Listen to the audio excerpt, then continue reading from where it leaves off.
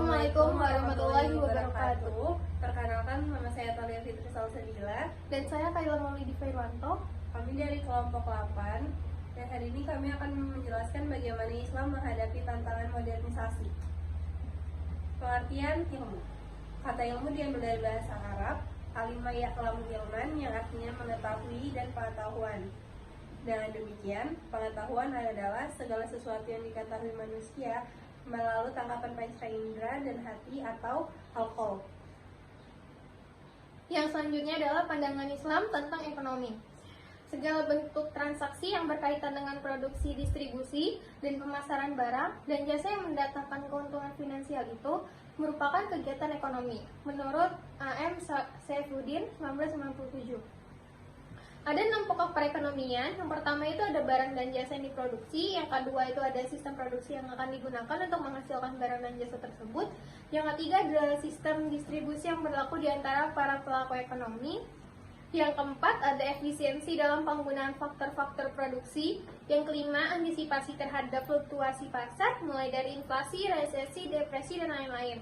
Yang keenam ada ikhtiar manajemen produksi dan distribusi agar efisien. Selanjutnya ada pandangan Islam tentang politik. Ada 3. Yang pertama siasa dusturiyah, itu hukum tata negara. Yang kedua siasa dauliyah, itu hukum internasional. Dan yang ketiga siasa maliyah, hukum politik keuangan negara. Selanjutnya pandangan Islam tentang pendidikan.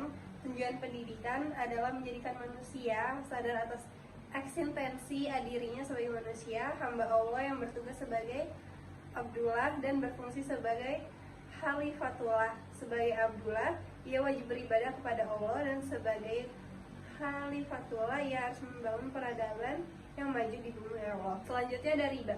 Tolak ukuran Islam atau tidaknya sebuah proses ekonomi adalah riba, gharar, dan darar, spekulasi dan merugikan orang lain. Riba ada 4, yaitu riba qard, riba jahiliyah, riba fad, dan riba nasi'ah. Selanjutnya ada prinsip-prinsip siasa Islam. Yang pertama itu ada al-amanah, yang itu artinya kekuasaan adalah amanah titipan dari Tuhan. Yang kedua itu al-adalah, kekuasaan harus didasarkan atas prinsip keadilan.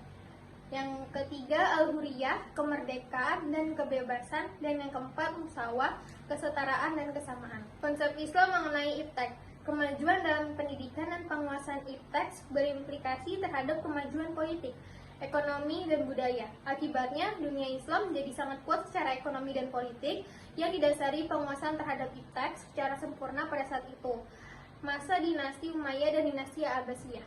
Selanjutnya adalah karakteristik ajaran Islam. Yang pertama ada rasional, yang kedua ada sesuai fitrah rasional, yang ketiga tidak mengandung kesulitan, 4 tidak mengandung banyak taklid ataupun beban, yang kelima adalah bertahap. Selanjutnya ada program reinterpretasi.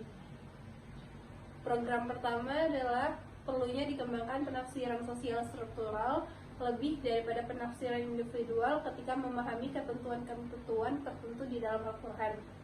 Program kedua adalah mengubah cara berpikir subjektif ke cara berpikir objektif. Yang ketiga adalah mengubah Islam yang normatif menjadi teoretis.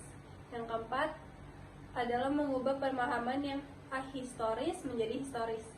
Dan program yang kelima adalah merumuskan formulasi-formulasi wahyu yang bersifat umum menjadi formulasi-formulasi yang spesifik dan empiris. Sekian presentasi kami hari ini, semoga mudah dipahami. Assalamualaikum warahmatullahi wabarakatuh.